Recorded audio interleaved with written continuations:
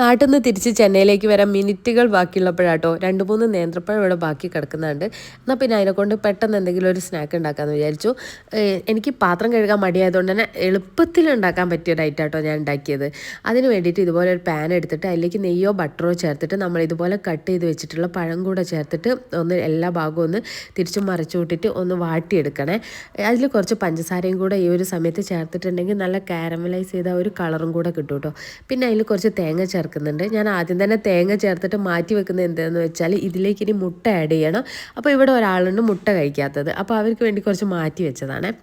പിന്നെ ഇതിൽ ഞാൻ 2 മുട്ടയാട്ടോ ചേർക്കുന്നത്. 3 പഴമാണ് ഞാൻ എടുത്തിട്ടുള്ളത്. പിന്നെ മുട്ടയും കൂടെ ചേർത്തു, അതിൽ പഞ്ചസാരയും കൂടെ ചേർത്ത് നന്നായിട്ടൊന്ന് മിക്സാക്കി എടുക്കുക.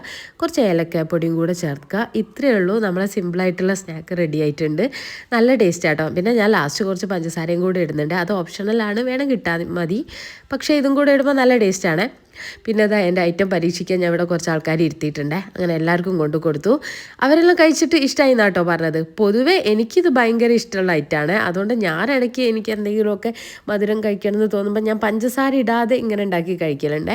നല്ല ടേസ്റ്റ് ആട്ടോ ഇത് കഴിക്കാനായിട്ട്. അപ്പം നേന്ത്രപ്പഴവും അതേപോലെ മുട്ടയുണ്ടെങ്കിൽ പെട്ടെന്ന് പരീക്ഷിച്ച് നോക്കിക്കോ, അടിപൊളി ടേസ്റ്റാണ്. അപ്പോൾ ഇത്രയേ ഉള്ളൂ, നമുക്ക് അടുത്ത വീഡിയോ കാണാം. ബായ്.